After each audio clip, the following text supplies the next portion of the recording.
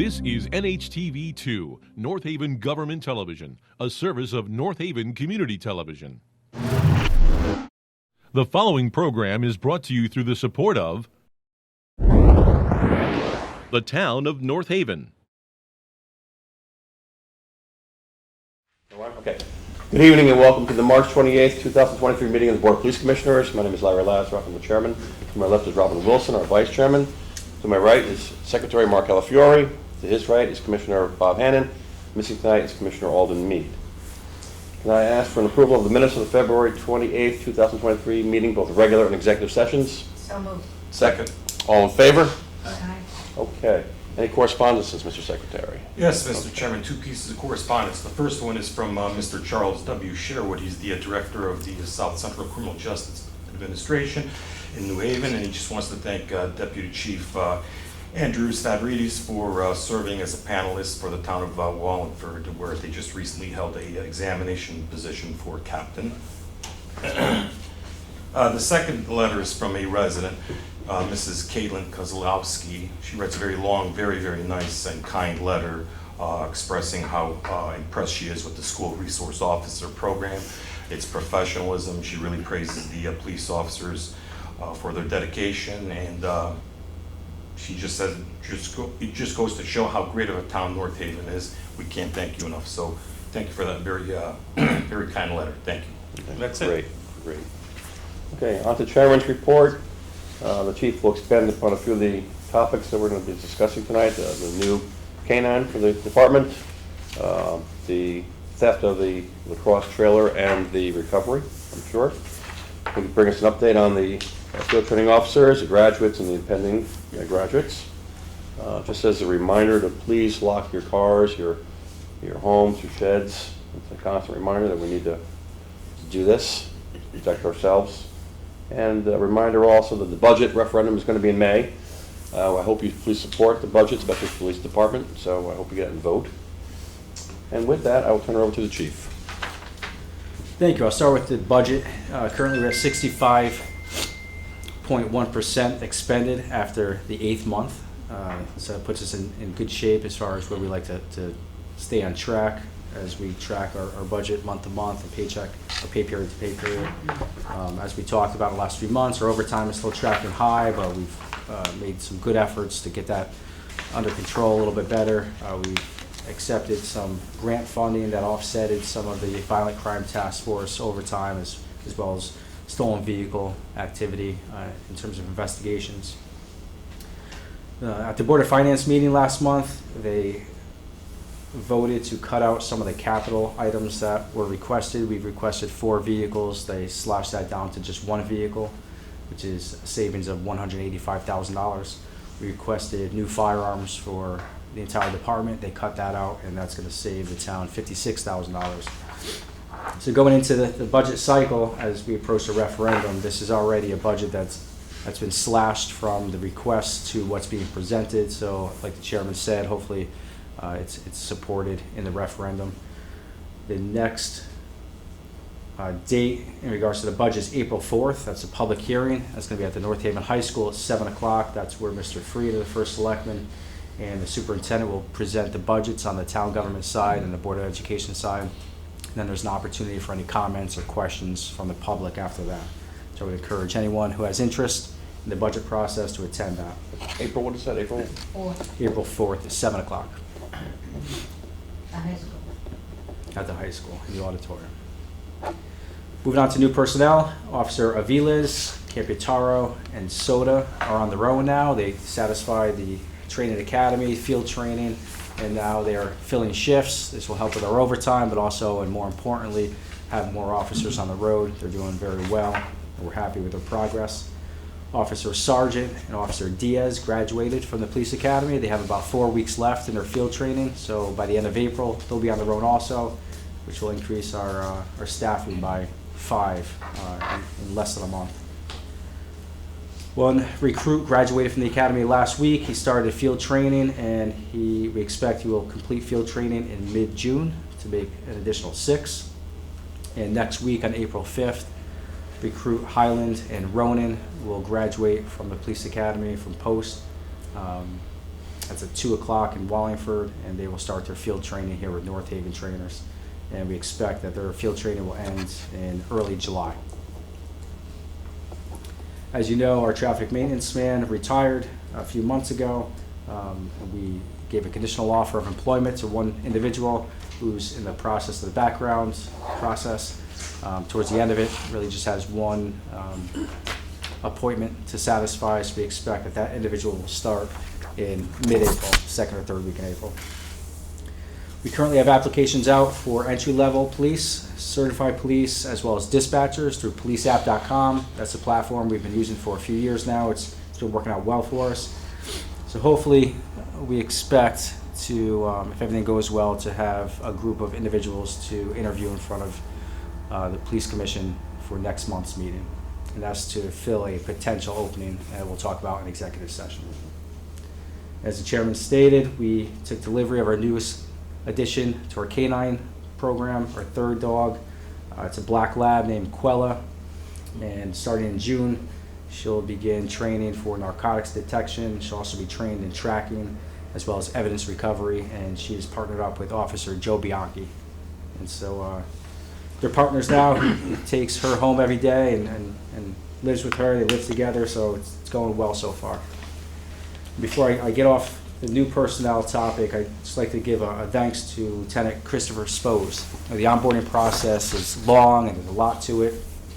The deputy chief does a great job helping. Peg does an outstanding job setting up appointments and helping with it. Both captains do a good job.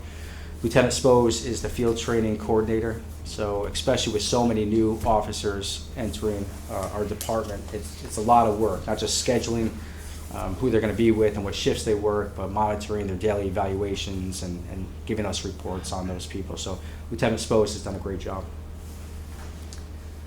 Under the Investigative Services Division report, in February we had 6 vehicles stolen, 5 of them recovered already and processed for DNA evidence. That's in comparison to 2 stolen vehicles in January, so we're up in February. We had 3 commercial burglaries and 1 residential burglary. That's the exact same numbers compared to January, no change. In February, we had a threatening message that was found in the high school bathroom for a school shooting incident. I think this highlights, as you brought up, the relationship with our school resource officer program, our investigators and patrol division. By the time our investigators got to the school to take over the investigation, the school resource officers already had people lined up for interviews and were retrieving video surveillance, and it was wrapped up very quickly and efficiently. So it's really a good program. Knock on wood, we're happy with it and look forward to continuing with that program. And that individual, that juvenile, was arrested, sent to juvenile court, and hopefully she receives the help and guidance that she needs moving forward. In February, we served an arrest warrant. This is for an individual who was responsible for several burglaries to Asian food restaurants, as well as homes to the employees of the Asian food restaurants. So he was charged with multiple burglaries. It was a good investigation that was wrapped up. We also made an arrest for a purse snatching that occurred in November 2022. And that juvenile, again, another juvenile, he was taken into custody and transported down to Bridgeport Juvenile Detention where he was held.